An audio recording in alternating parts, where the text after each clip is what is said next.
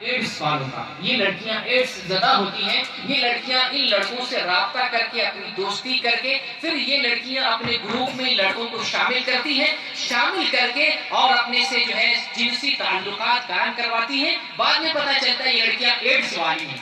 اور یہ ایڈس ان لڑکوں کو بھی منتقل ہو چکا ہوتا ہے۔ ابھی کیا کرے گا؟ اب یہ مجبور ہو گیا ہے، مرنا ہی ہے،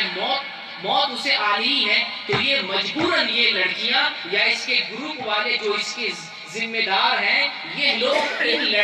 لڑکیوں کے ذریعہ ان نوجوانوں سے قادیانی مذہب کا کام لیتے ہیں، کیونکہ یہ مجبور ہیں، مرنے کے قابل سوچتے آپ تو نہ ادھر کے رہیں نہ ادھر کے رہیں، چلو ان کے مذہب کا کام کرتے ہیں۔ تو دیکھیں سوشل میڈیا پہ ان چیزوں اس طرح کا کام لیا جا رہا ہے، تو آپ یہ سمجھیں کہ ہمارے لیے کتنا خطرناک یہاں پر ہے، جتنا پھوٹ کر قدم رکھیں گے اتنا ہی آپ کے لیے آسانی ہے۔ تو یہ کفر، الحاد، شرک، بے دینی، اسلام کے خلاف پروپیگنڈا بڑے منظم انداز میں یہاں کیا جا رہا ہے، اس سے ہمیں باخبر ہونا ہے، اس سے ہمیں یہ سب سے پہلی بات ذہن میں رکھیں۔ اور دوسری بات یہ ہے کہ سوشل میڈیا کے ذریعے جو سب سے بڑا نقصان ہو رہا ہے وہ اخلاقی بحران ہے۔ ہمارے اندر اخلاق کا بحران، یعنی ہمارا کیریکٹر لوز ہو رہا ہے، ہم کیریکٹر لیس ہو رہے ہیں، ننگی ننگی تصویریں دن رات دیکھیں گے، وہ آدمی کیا رہے گا، کیا بنے گا، وہ اس کا ذہن کیسا ہوگا، اس کا ضمیر کیسا ہوگا، اس کا دین کیا رہے گا، اس کا ایمان کیا بچے گا، اس کے پاس کون سی ثقافت، کون سی تہذیب اور کس قسم کا وہ انسان ہوگا